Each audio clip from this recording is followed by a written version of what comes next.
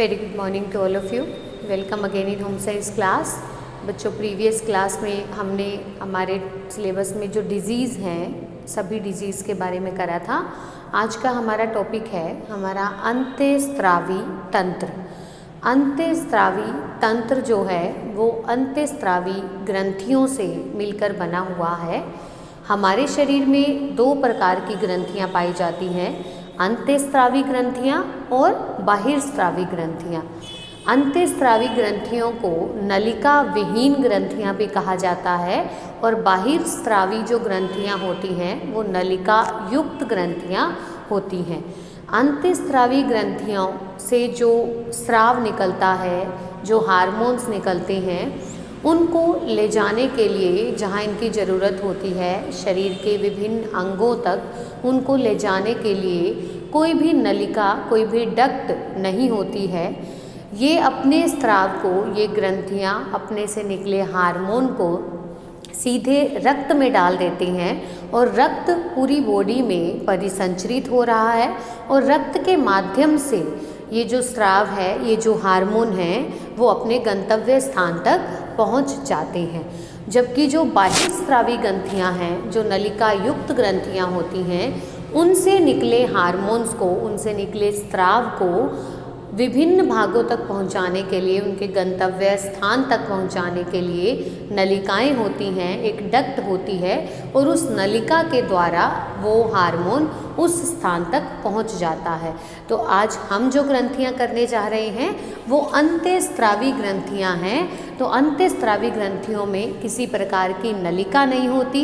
ये अपने हार्मोन्स को, अपने से निकले स्राव को सीधे ही रक्त में डाल देती हैं और रक्त के माध्यम से वो स्राव विभिन्न स्थानों तक पहुंच जाता है। तो अंतःस्रावी ग्रंथियों में हम जो बेसिक एक टर्म पढ़ेंगे बारी बारी वो है हार्मोन। तो हार्मोन क्या होता है? हार्मोन ग्रंथियों से निकलने वाला स्राव है, ग्रंथियों से निकलने वाला एक लिक्विड है। यह रासायनिक रूप से स्टेरॉइड, पेप्टोइड व अमीनो अम्ल के व्युत्पन्न होते हैं। जितने भी हार्मोन हैं वो मुख्य रूप से प्रोटीन से बने होते हैं। यह स्टेरॉइड, पेप्टोइड व अमीनो अम्ल के व्युत्पन्न होते हैं। यह स्राव हमारी ग्रंथियों से निकलता है। नेक्स्ट आता है कि कितने प्रकार की अंतःस्रावी ग्रंथियां हैं हमारे शरीर में, कौन कौन सी ग्रंथियां हैं। तो 7 ग्रंथियां हमारी बॉडी में पाई जाती हैं। पीयूष ग्रंथि, थायराइड ग्रंथि, पैराथायराइड ग्रंथि, एड्रिनल ग्रंथि, अग्नाशय ग्रंथि, यौन ग्रंथियां और थाइमस ग्रंथियां।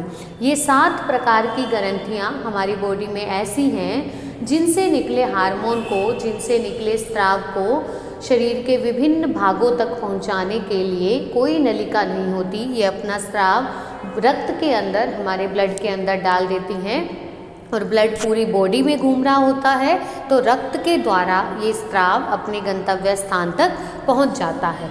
तो आज सबसे पहले हम डिस्कस करेंगे पीयूष ग्रंथि के बारे में। आप 9th-10th में ये बेसिक साइंस में ये चीज़ें पढ़ चुके हो कि ग्रंथियाँ कौन कौन सी हैं। तो पीयूष ग्रंथि जो है, पीयूष ग्रंथि को हाइपोकाइसिस सेरेब्री ग्रंथि भी कहा जाता है।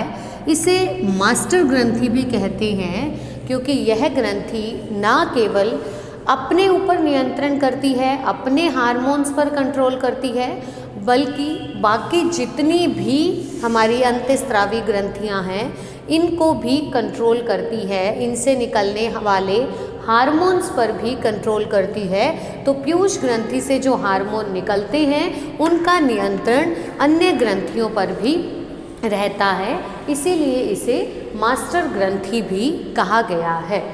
पीयूष ग्रंथि जो है ये हमारे मस्तिष्क में पाई जाती है, हमारे ब्रेन में होती है, इसीलिए इसको हाइपोकाइसिस सेरेब्री कहा गया है। मस्तिष्क में यह एक बहुत छोटी सी ग्रंथि होती है जिसका आकार मटर के दाने जितना होता है, गोल आकार की यह ग्रंथि होती है। लेकिन इस ग्रंथि की स्ट्रक्चर को देखते हुए इसे पुनः 3 वर्गों में बांटा गया है। अग्र पीयूष ग्रंथि, मध्य पीयूष ग्रंथि और पश्च पीयूष ग्रंथि। इन तीनों भागों में से अलग अलग तरह के हार्मोन, अलग अलग तरह के स्राव जो हैं वो निकलते हैं, जिसके बारे में हम अभी डिस्कस करेंगे। पीयूष ग्रंथि के अग्र, पश्च और मध्य भाग से भिन्न भिन्न प्रकार के हार्मोन स्रावित होते हैं। अग्र पीयूष ग्रंथि से निकलने वाले जो हार्मोन हैं उसमें फर्स्ट आता है सोमैटोट्रोफिक हार्मोन। सोमैटोट्रोफिक हार्मोन को वृद्धि हार्मोन भी कहते हैं। यह हार्मोन हमारे शरीर की वृद्धि और विकास के लिए उत्तरदायी होता है। पीयूष ग्रंथि से अगर यह हार्मोन अधिक मात्रा में, सोमैटोट्रोफिक हार्मोन अधिक मात्रा में स्रावित होता है तो व्यक्ति का वृद्धि विकास बहुत अधिक हो जाता है, तीव्र हो जाता है, तो उसका शरीर जो है वो आकार में बहुत ज़्यादा बढ़ने लग जाता है, तो उसके हड्डियां जल्दी विकसित हो जाती हैं, जिससे कि व्यक्ति भीमकाय शरीर को प्राप्त कर लेता है। साथ ही ऐसे व्यक्ति की यौन अंग भी जल्दी विकसित हो जाते हैं, यौन उत्साह उनमें अधिक रहता है। इसके विपरीत अगर सोमैटोट्रोफिक हार्मोन जो वृद्धि हार्मोन है, इसका स्रावण पीयूष ग्रंथि से कम होता है तो शरीर का वृद्धि विकास रुक जाता है, जिससे कि व्यक्ति सामान्य से बौना रह जाता है। उसके जो पूरी बॉडी के आकार अंग हैं, उसके हाथ पैर वो भी सामान्य से छोटे हो जाते हैं। ऐसे व्यक्तियों में यौन उत्साह भी कम रहता है। नेक्स्ट हार्मोन जो है वो सेक्रेट होता है थायराइड स्टिमुलेटिंग हार्मोन। हमने अभी पढ़ा था कि इसे मास्टर ग्रंथि भी कहते हैं, क्योंकि इनसे निकलने वाले हार्मोन जो है अन्य सभी ग्रंथियों पर नियंत्रण रखते हैं, उन पर कंट्रोल रखते हैं। तो थायराइड स्टिमुलेटिंग हार्मोन जो है उसे TSH कहते हैं। यह हार्मोन थायराइड ग्रंथि से निकलने वाले थायरोक्सिन हार्मोन पर नियंत्रण रखता है। नेक्स्ट आता है एड्रीनोकॉर्टिकोट्रोफिक हार्मोन ACTH। यह हार्मोन जो है यह एड्रिनल ग्रंथि से निकलने वाले एड्रीनलिन हार्मोन को कंट्रोल करता है, उस पर नियंत्रण करता है। नेक्स्ट आता है गोनेडोट्रोफिक हार्मोन GTH। गोनेडोट्रोफिक हार्मोन जो है यह यौन ग्रंथियों पर नियंत्रण करता है। यौन ग्रंथियों से निकलने वाले हार्मोन्स को यह हार्मोन कंट्रोल करता है। नेक्स्ट है लैक्टोट्रोफिक हार्मोन LTH। लैक्टोट्रोफिक हार्मोन स्त्रियों में शिशु जन्म के पश्चात दूध को स्रावित करने के लिए उत्तरदायी होता है। यह दुग्ध की मात्रा को बनाता है, दुग्ध को बनाता है, तो लैक्टोट्रोफिक हार्मोन स्त्रियों में स्रावित होता है। तो ये सभी हार्मोन अन्य ग्रंथियों पर नियंत्रण कर रहे हैं, इसीलिए पीयूष ग्रंथि को मास्टर ग्रंथि भी कहा गया है। नेक्स्ट आता है मध्य पीयूष ग्रंथि से निकलने वाले हार्मोन। मध्य पीयूष ग्रंथि से मेलानोफोर स्टिमुलेटिंग हार्मोन स्रावित होता है MSH। यह हार्मोन जो है हमारी त्वचा के अंदर रंग कणों को कंट्रोल करता है। हमारी त्वचा के रंग कण इस हार्मोन से नियंत्रित होते हैं। नेक्स्ट है पश्च पीयूष ग्रंथि से निकलने वाले हार्मोन। पश्च पीयूष ग्रंथि से कोई हार्मोन स्रावित नहीं होता है, बल्कि इसके अंदर हाइपोफाइसिस से आए हार्मोन का संग्रहण होता है और उसका जो है उसको बाहर निकालने का भी जगह जो है वो पश्च पीयूष ग्रंथि से होती है, कि हाइपोफाइसिस से आए हार्मोन इसी में संग्रहित होते हैं और यहीं से सेक्रीट होते हैं, बाहर निकलते हैं। इसमें दो तरह के हार्मोन आते हैं, वैसोप्रेसिन और ऑक्सीटोसिन।